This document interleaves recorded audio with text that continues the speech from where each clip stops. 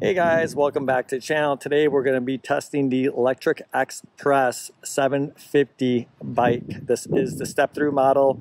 It only has 150 miles on it, I think, something like that. My XP 3.0 and A2, iPass A2 Elite, they have about 950, maybe 1,000 now.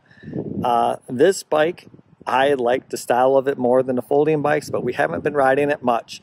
Now, it is the 750, the larger model, so it has more power, and of course that includes the 14 milliamp hour battery, and today we're going to be taking it on a range test. Okay, so right away, I want to see, they claim 60 miles. There's no way it's going to get 60 miles. It is a beautiful day in Wisconsin, very unusual weather, probably global warming, but what do I know? It's I think it's still like 70 degrees out, and the wind, though, is insanely strong, 15 miles an hour, and I weigh 180 pounds. I have the extra battery because I plan on killing this one. I got an extra battery when I bought it, and so that weighs probably about 20 pounds. I have a Gatorade and stuff, so you figure it's going to be carrying close to 210 pounds of weight. I'm going to do throttle the entire time. I am not going to pedal at all. I will vary my speed. I will include the footage for you guys if anybody wants to see beautiful Wisconsin at this time of year. However, right after this, I will just go ahead and give you the results for those of you that are impatient and just want to see what happens. Hello everyone, you're here and you're looking for the results, so I won't bore you with any details. Let's get to them right away. I got 24.4 miles total. That is, the battery was at 43.6 volts, and then all of a sudden I got an E006 alert. Once that kicked in, all of a sudden it's just like I couldn't go more than 10 miles an hour. I figured that's far enough. Started off with the battery at 54.7. I do think it can get to 55.0, but I don't imagine that 0.3 would add too much more. It is possible that maybe, since I was going into the wind, so it probably wouldn't have been much, but if I went with the wind, maybe it would have gave me, another quarter mile, possibly. I don't know. But that's what you have from 54.7 down to 43.6. That's 11.1 total, and I got 24.4 miles. Now, if you want the results, that's it. Again, E006 alert, that's a low voltage alert. It also can be if you have bad connections, but it's basically, low voltage, charge your battery. Battery died. So I took it from basically 99% full. I shouldn't say 99. It would be closer to, well, actually that would be about 99. Yeah, it would be 99. So I took it from 99% full to, the alert from the system, 24.4 miles. The miles that I did, I tried to do a loop. It was more like I went directly south into the wind. Okay, the wind was extremely strong. Google had average wind, I believe, at 14 miles an hour with gusts over 20 miles an hour. I went directly into the wind.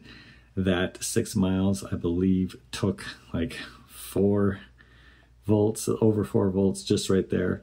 And then I went to the northwest, so the wind was coming directly north. So I was getting a little bit of boost from the wind, not the whole thing. That portion was, I believe, 9 miles or so.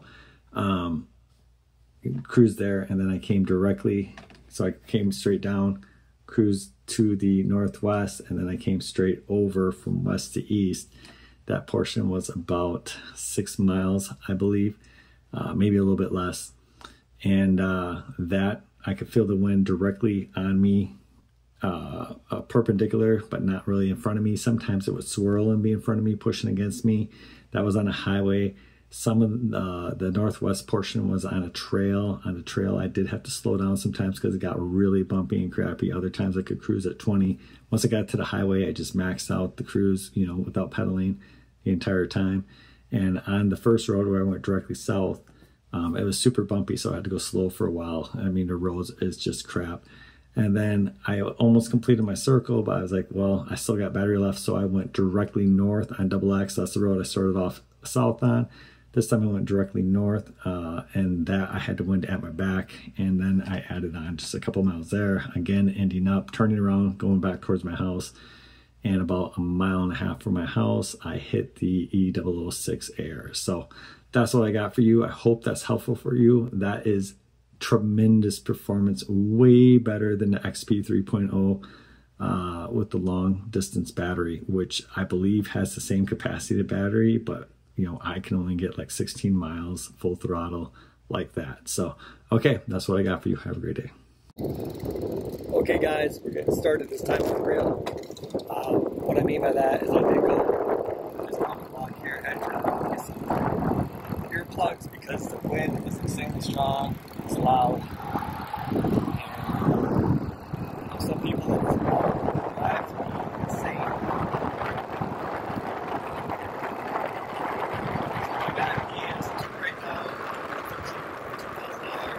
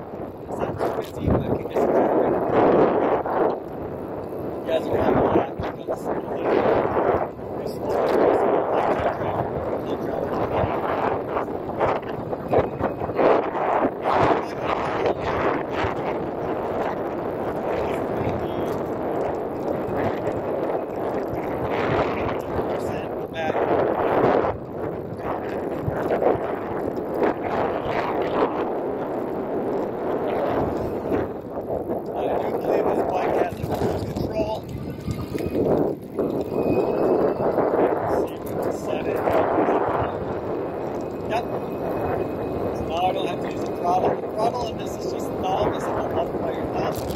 You got the cruise set up at 2.7. Total number tonight, I rated at 180 this morning. Not bad, it's just this good. I'm carrying the battery,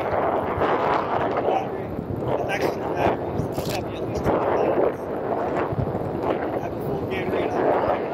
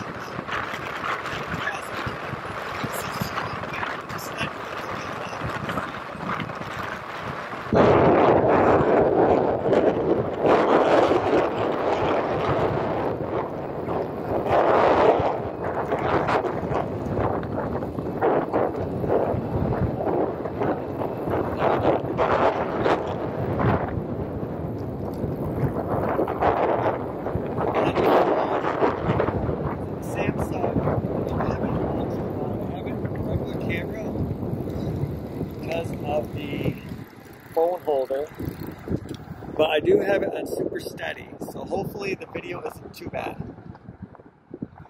We'll see, I guess. I do think from previous experiments, super steady is better on the ultra ride, probably because it drops it. I try to use that under the way I can position my phone.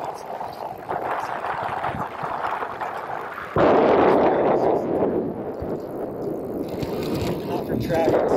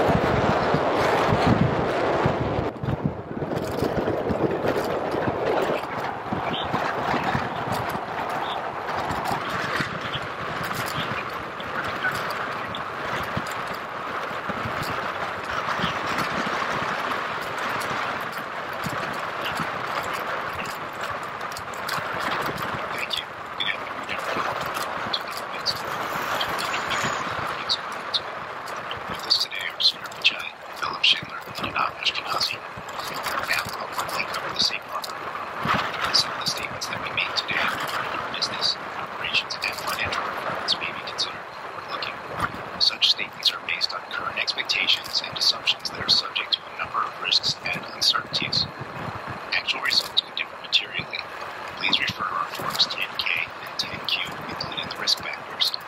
We undertake no obligation to update any forward-looking statement. During this call, we present both GAAP and non-GAAP financial measures. A reconciliation of non-GAAP to GAAP measures is included in today's earnings press release, which is distributed and available to the public through our investor relations website located at abc.xyz/investor.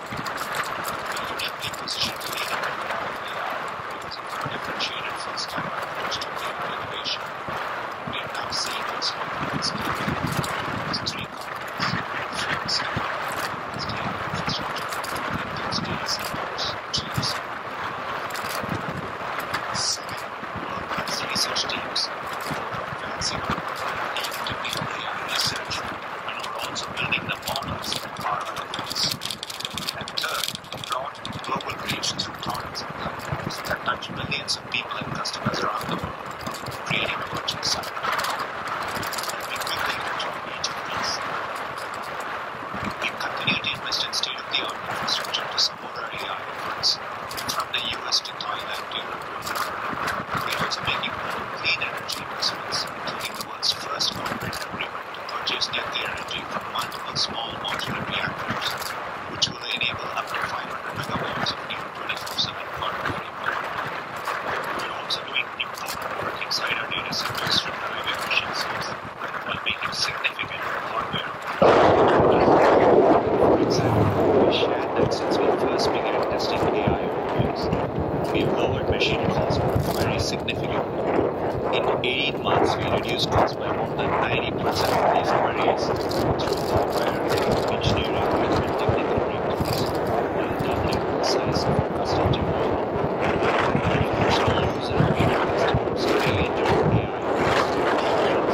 Including multiple classes of technology, efficiency.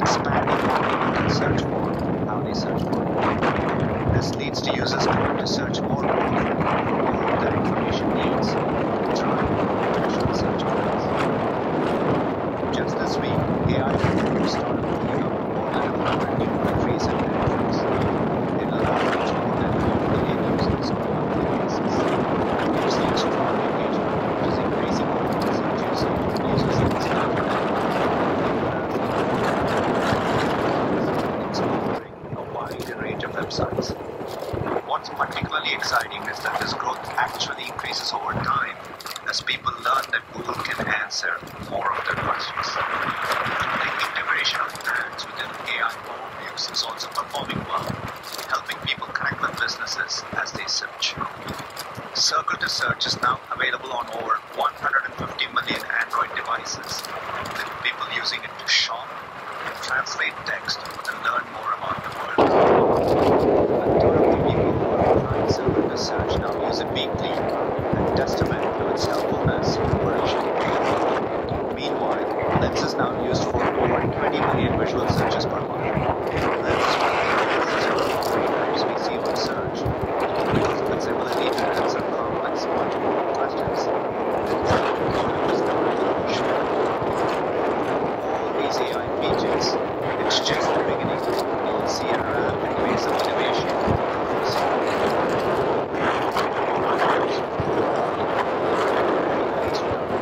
This business is failing. Range Gen AI.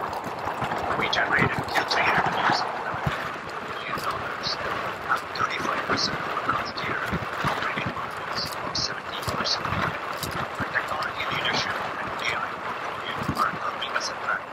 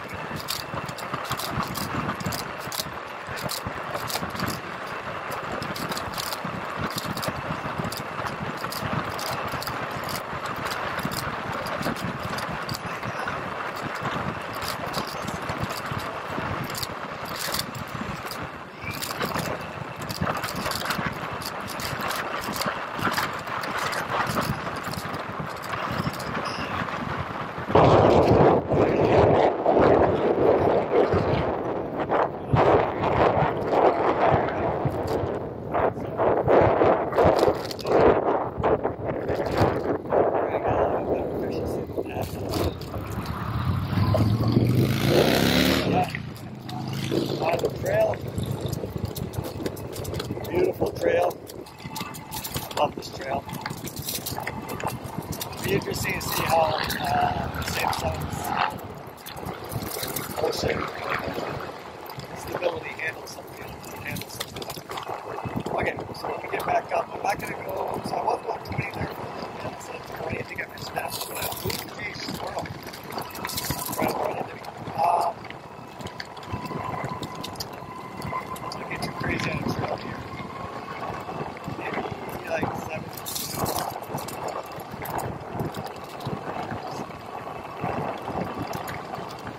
7. We're going to have these bumps, right? Yeah.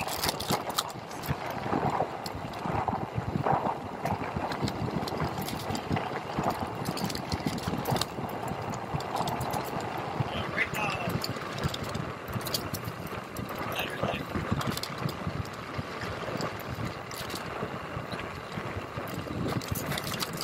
This is going to be looking too great. But remember, not pedals yet. Ahead with whatever work.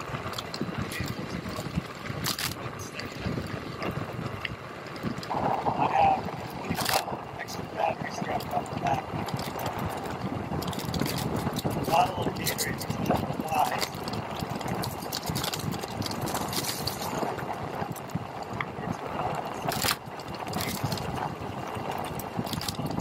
Hi, back. Online and in mobile apps, as well as in call centers, retail stores, and more. A great example is Volkswagen of America, who's using this technology to power its new MyVW virtual assistant. In addition, the employee agents being delivered through Gemini for Google Workspace are getting superb reviews. 75% of daily users say it improves the quality of their work. Moving now to YouTube. For the first time ever, YouTube's combined ad and subscription revenue over the past 4 quarters has surpassed $50 billion.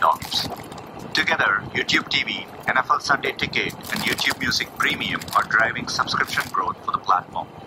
And we are leaning into the living room experience with Multiview and a new option for creators to organize content into episodes. I do fully believe upfront is taking over.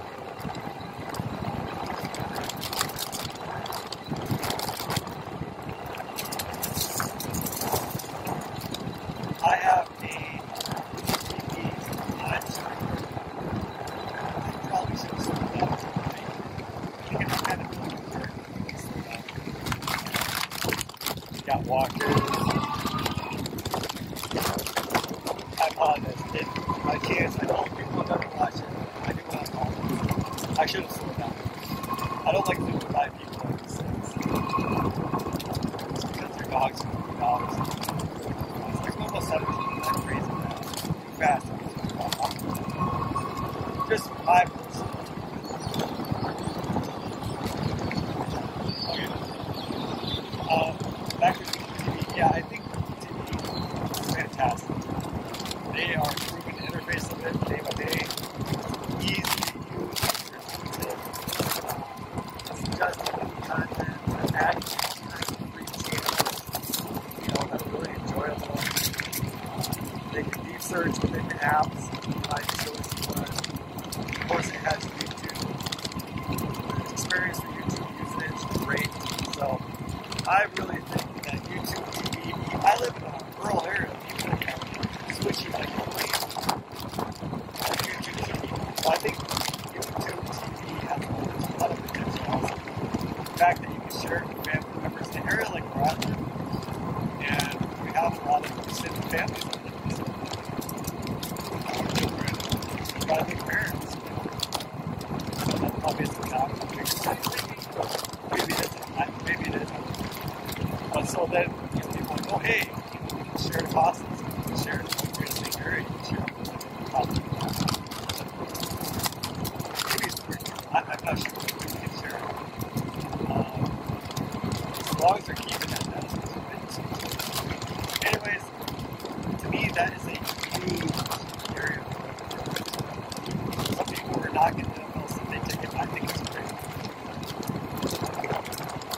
and seasons, similar to traditional TV. At Made on YouTube, we announced that Google DeepMind's most capable model for video generation, Veo, is coming to YouTube Shorts to help creators later this year. Next, platforms and devices. Gemini's deep integration is improving Android. For example, Gemini Live lets you have free-flowing conversations with Gemini. People love it. It's available on Android, including Samsung Galaxy devices. We continue to work closely with them to deliver innovations across their newest devices, with much more to come. At Made by Google, we unveiled our latest Pixel 9 series of devices featuring advanced AI models, including Gemini Nano. We have seen strong demand for these devices, and they've already received multiple awards. Turning to other bets, I want to highlight Waymo, the biggest part of our portfolio. Waymo is now a clear technical leader within the... You know what's kind of funny? I mean, I made my deep dive into Google. He's covering the exact same thing. Right now, that I covered yesterday, I covered it deeper. Like when I picked the highlight, you picked the highlight. Exactly. So I kind of feel good about that. Now someone might say, that's obvious. It's like literally the same item that I was highlighting. So me and Sundar are the same way. You might say, hey, didn't you just say he should be fired? I like Sundar. I said that. I said I like Sundar a lot. He's capable of being smart. We live in a meme stock era. Look at DJT. Look at Google. So I'm listening to the call right now, but this is live. They've already released the release. I didn't look at any of the wait for this call. I did look at the stock movement, and it sounds like they're crushing everything as usual, right? And yet, they popped like what? 4%? You know, if it was DJT, it'd be up like 4,000, 15,000. At least, I mean, he barely. So, when I look at this stuff, that's the kind of stuff I'm saying. I like Sundar, but she's a little more dynamic. You know, this needs a little bit more silk. It needs a little dry, that's all. I understand it. The guy is it's got to get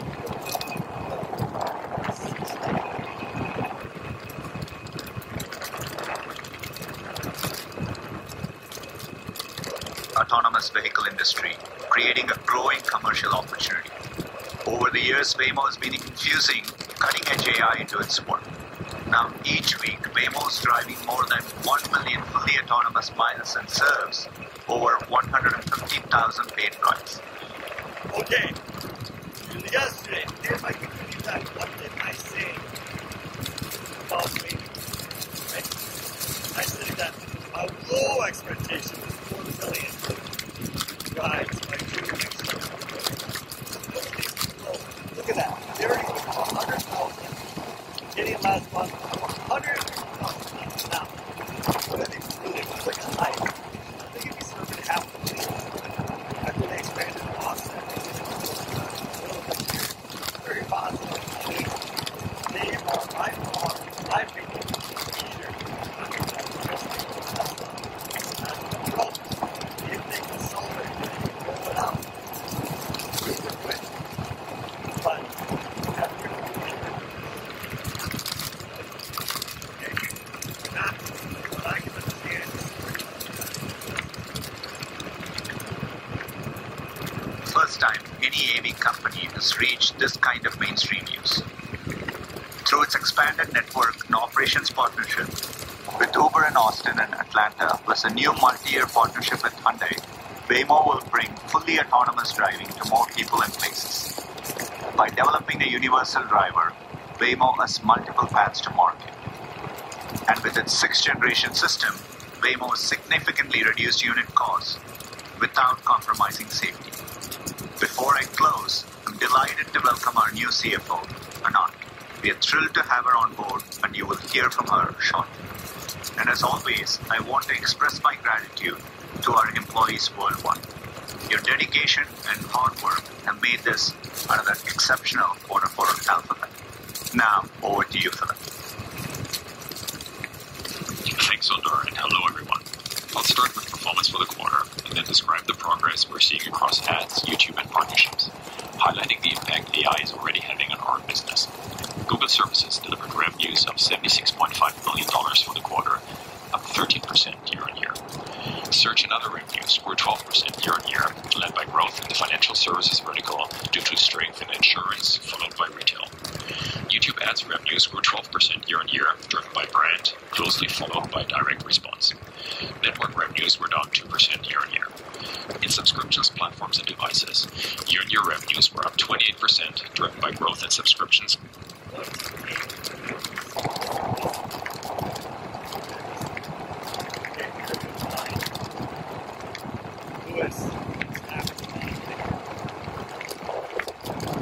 As well as the launch of our Made by Google devices in the third quarter. Before I double-click into ads, YouTube, and partnerships, a few comments on search. Whether using their voice to find answers on the go or opening their camera to explore the world around them, people are expanding how they ask questions in search, as well as the type of questions they ask. New behaviors create new opportunities to help us connect businesses and consumers via amazing commercial experiences. As Gen AI expands what's possible, we continue to see a significant opportunity in search. Let me take a minute to explain why. AI really supercharges search.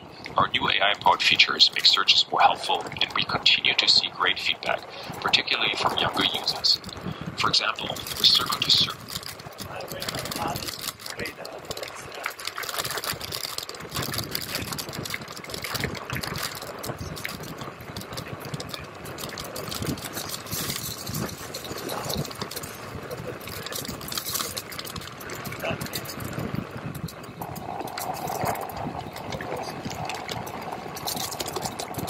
Where we see higher engagement from users aged 18 to 24. AI is expanding our ability to understand intent and connect it to our advertisers. This allows us to connect highly relevant users with the most helpful ad and deliver business impact to our customers. Let me share 2 new ad experiences we have rolled out alongside our popular AI-powered features in search. First, as you heard from Sundar, every month Lens is used for almost 20 billion visual searches, with 1 in 4 of these searches having commercial intent. In early October, we announced product search on Google Lens, and in testing this feature, we found that shoppers are more likely to engage with content in this new format. We're also seeing that people are turning to Lens more often to run complex multimodal queries, voicing a question or inputting text in addition to a visual.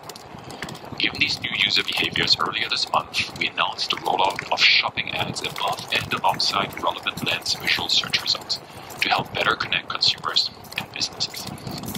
Second, AI overviews, where we have now started showing search and shopping ads within the overview for mobile users in the US. As you remember, we've already been running ads above and below AI overviews. We're now seeing that people find ads directly within AI overviews helpful because they can quickly connect with relevant businesses, products, and services to take the next step at the exact moment they need. As I've said before, we believe AI will revolutionize every part of the marketing value chain. Let's start with creative. Advertisers now use our Gemini-powered tools to build and test a larger variety of relevant creatives at scale. Audi used our AI tools to generate multiple video, image, and text assets in different lengths and orientations out of existing long-form videos. It then fed the newly generated creatives into demand gen to drive reach, traffic, and booking to their driving experience. The campaign increased website visits by 80% and increased clicks by 2.7 times, delivering a lift in their sales.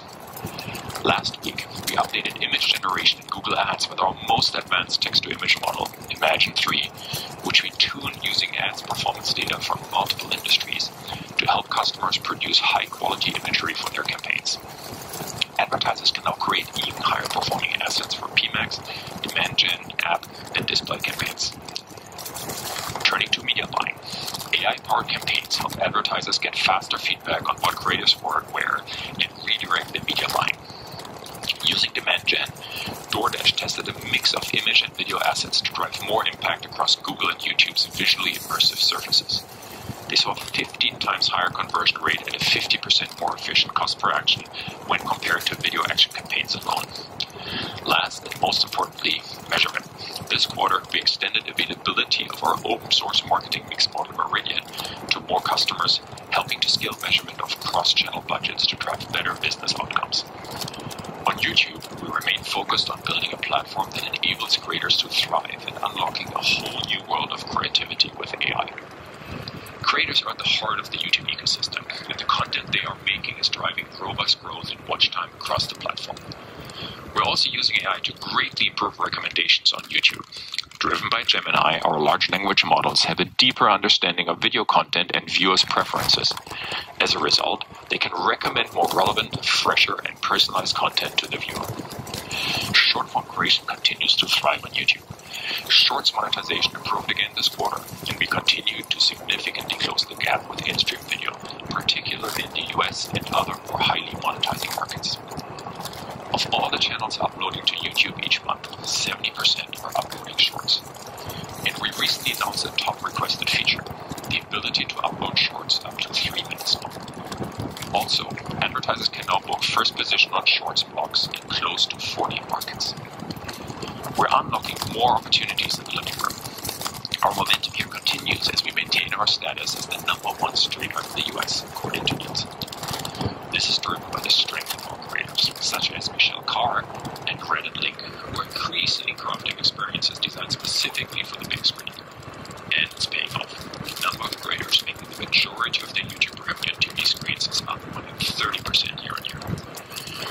YouTube is becoming a premier destination for sports watching.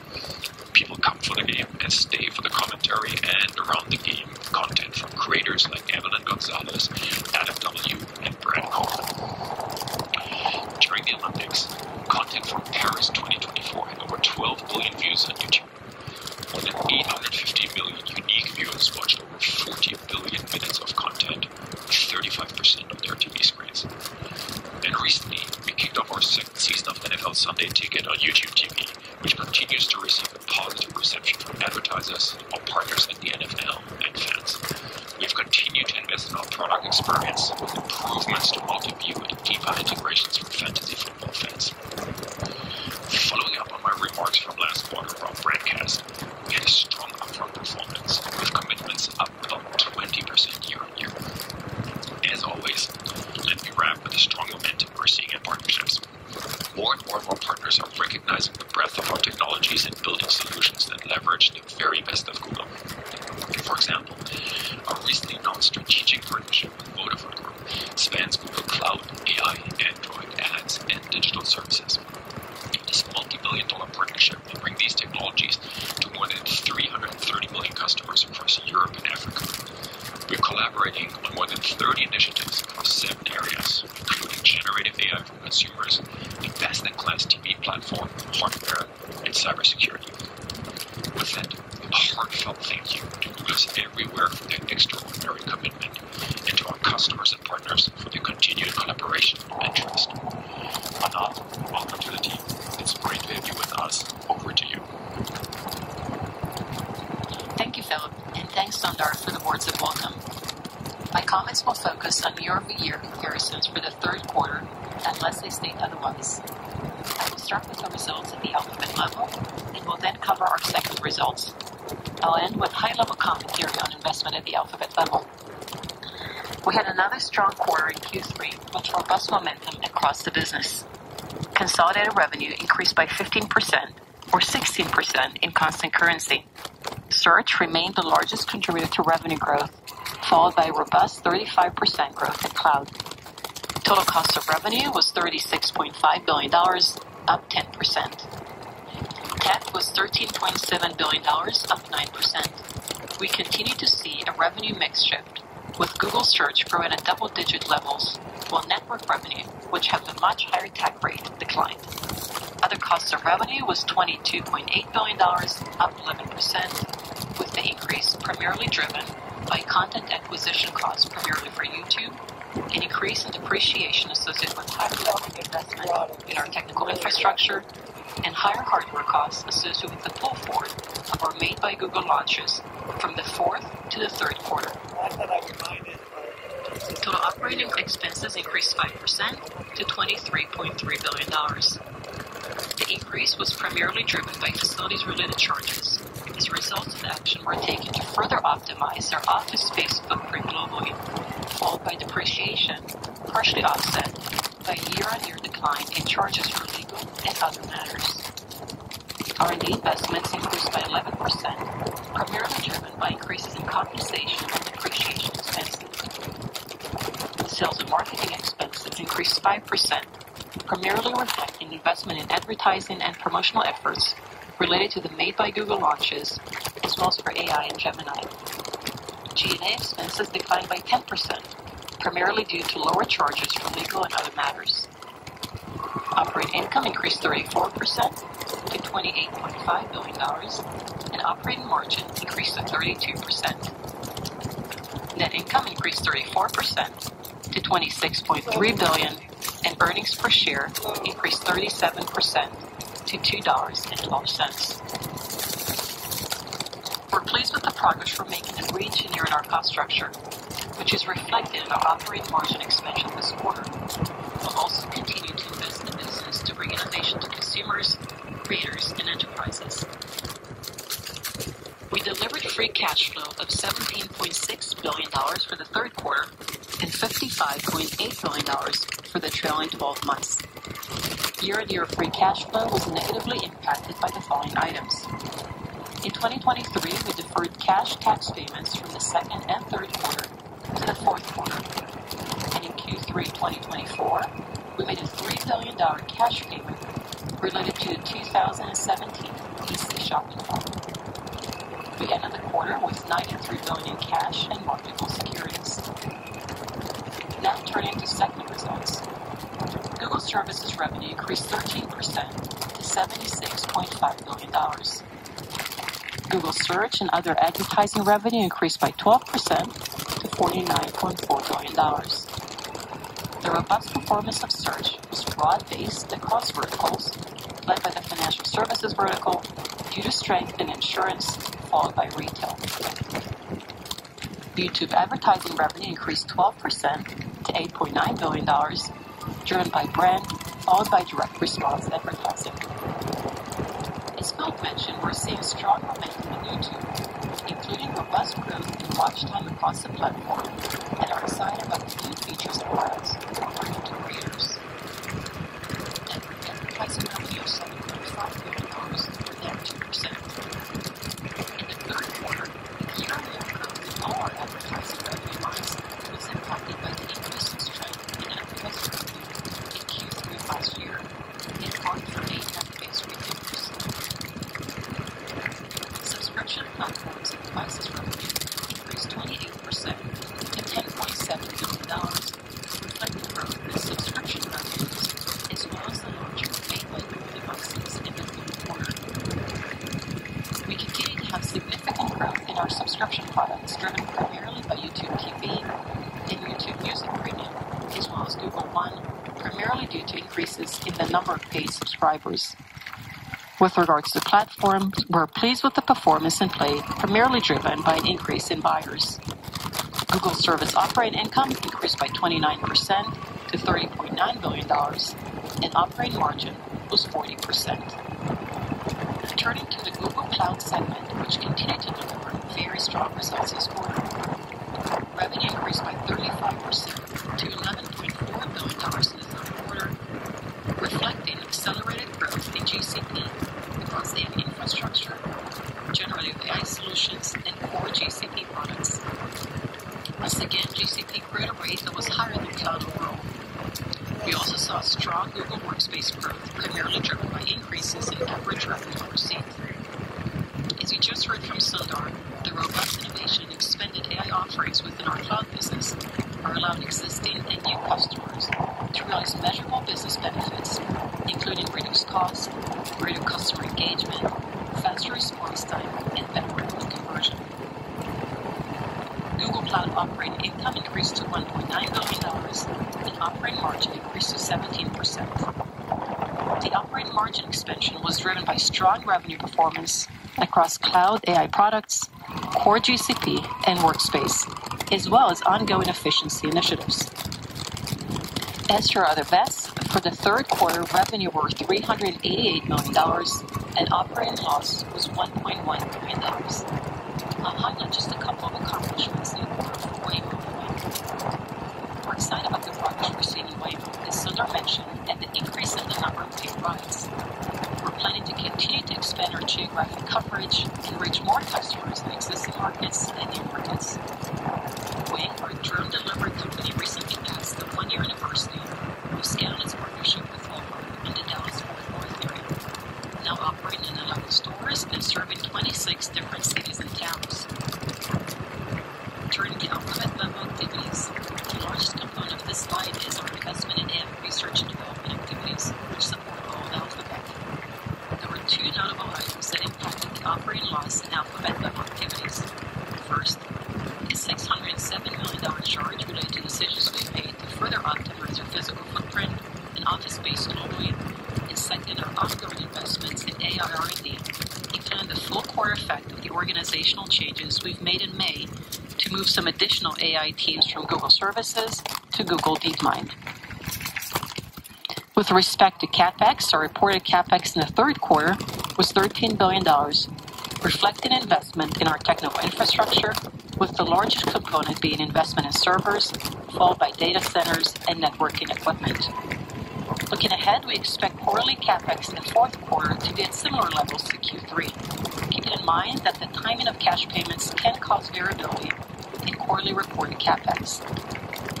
Our expansion of data center capacity is expected to bring economic benefits to countries and communities where we are investing. In the third quarter alone, we made announcements of over $7 billion in land data center investments, with nearly $6 billion of that in the U.S. In Q3, we also returned value to shareholders in the form of $15.3 billion in share purchases and $2.5 billion in dividend payments. Overall, we returned a total of nearly $70 billion over the trailing 12 months to shareholders.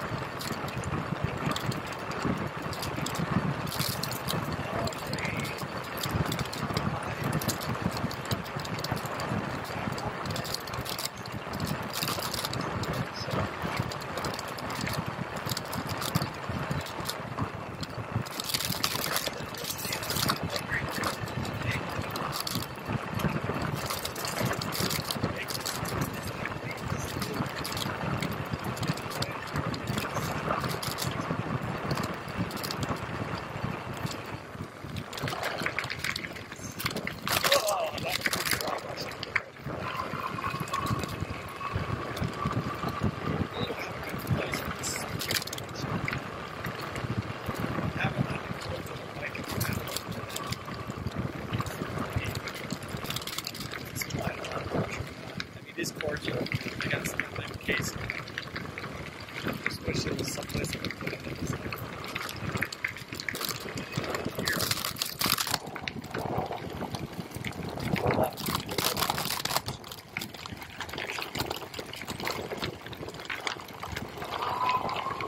As we look forward, we're working to balance our investments in AI and other growth areas with the cost discipline needed to fund those activities.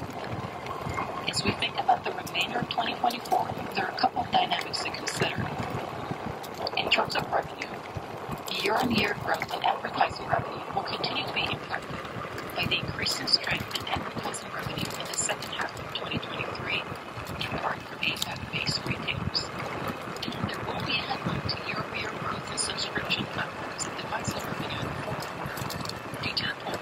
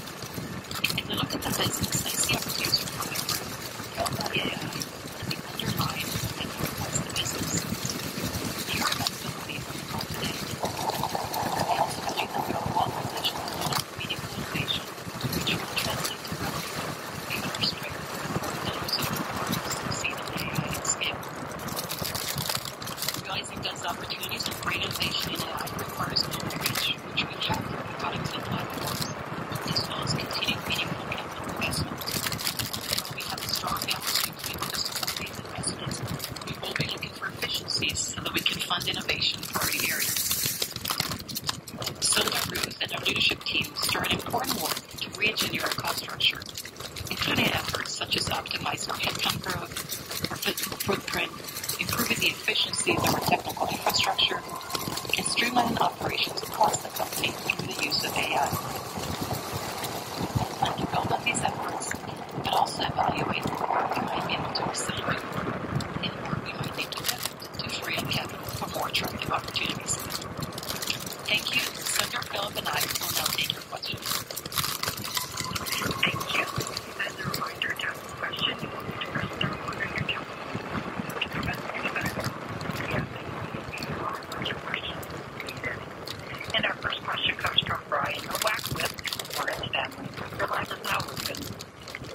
Thanks for taking my questions. I have a two-parter, Sundar. The first one, over the course of the last year plus, you sort of showcased a lot of different types of new Gen AI-enabled search products, sort of reimagine the search experience. Can you help us hone in on one or two of these products that you're most excited about, that you think over the next 2 to 3 years could really lead to more durable, multi-year search growth once they scale? And then the second one, just as we're sort of thinking through constraints, how quickly they come out, what are sort of the key constraints that you see to really reimagining search and scaling it out across 2 to 3 billion people? Thanks. Thanks, Brian. Great question. It's been an extraordinary year of innovation. I mentioned in my remarks about search, Lens, now with video search, approaching over 20 billion queries a month. Now, obviously, AI overviews, and with each of these changes, we are definitely expanding what's possible in search. It's been really important to see users adapt. They understand they can ask queries, they come back more often, and so, we have seen growth there. I think we are, while we rolled out AI overviews to over 1 billion users, there's a lot more innovation there we are actively working on. So I expect search to continue to evolve significantly in 2025, both in the search product and in Gemini. And so, I think that's the opportunity ahead. I think we are in the case of technology with it. I think we can do a lot more for our users, but at the same time, underpin it on the foundational bedrock of quality and trust user experience, which we've always done. So we are confident people. I don't necessarily see a constraint there. Obviously, things like latency, password query, etc.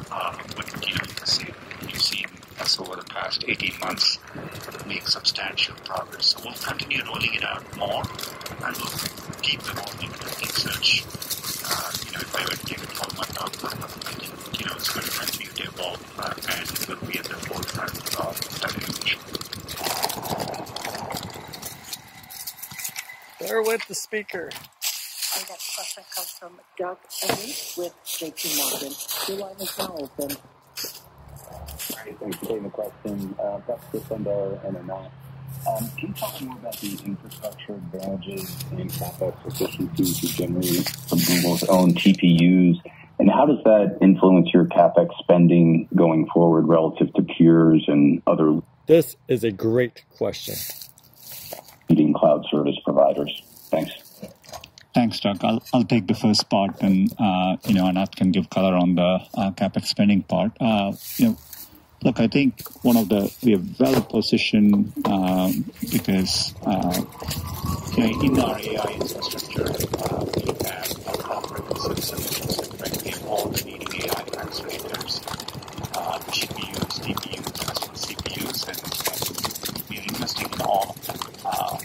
We have a wonderful partnership with NVIDIA. We are excited for the GB200s, and we'll be one of the first to provide it at scale. On the GPU front, I think we have not only are we in our 6th generation, just spent some time with the teams on the roadmap ahead. Couldn't be more excited at the forward-looking roadmap. All of it allows us to both plan ahead in the future and really drive an optimized architecture for it. Because of all this work to have best-in-class, efficiency, not just for internally Google, but what you can provide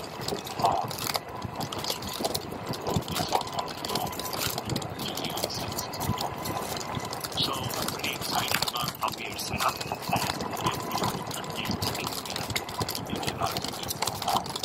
So it sounds like he had to walk a tight line there because he's partnered with NVIDIA and everybody wants those chips. They need not say anything like, oh, we're going to blow away NVIDIA. NVIDIA's going to sink because then Jensen's going to say, oh, you're going to be last on the list to get these highly in-demand chips, which everybody wants. If the Google Cloud doesn't have them, it won't can be competitive with other people. I thought that was a great answer. comments on the CapEx spend? Yeah, sure. So let me provide a little more color on our capital investments, and certainly an important area in this time of investments in AI. As you saw in the quarter, we invested $13 billion in CapEx across the company. And as you think about it,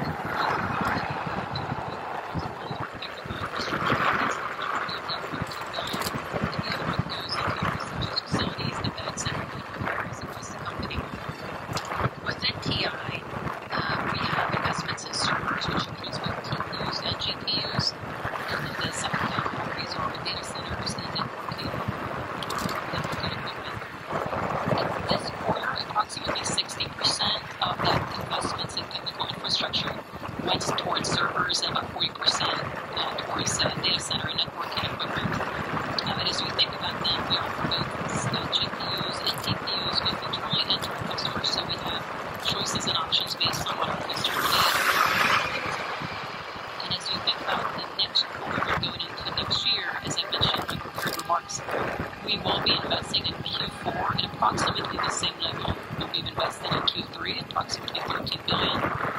And as we think into 2025, we do see an increase coming in 2025, and we will provide more color on that. Looking at the same percent step up that we saw in 2023 with additional increase. I wanted to add on the smart question.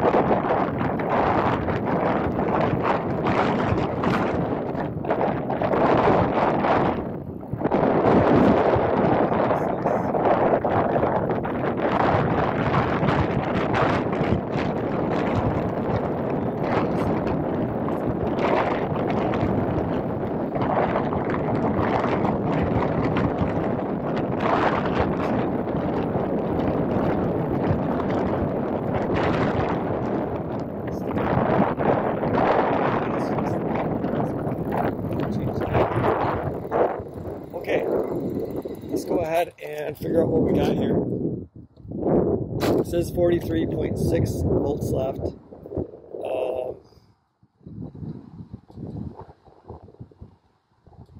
24.4 miles. That's pretty darn good. Okay, I'm going to turn off the phone too, and I'll meet you at home. I'm going to switch batteries out.